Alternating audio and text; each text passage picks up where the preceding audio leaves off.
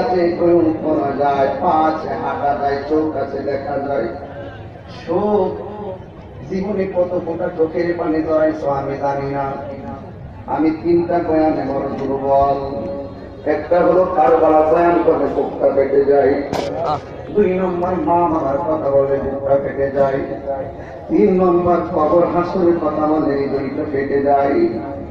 এই জন্য তো ইমাম হুসাইনটা দিয়ে তুই ধরে না মদিনায় যাইয়া মান্নান আলীর কাছে মিশরে দিবি।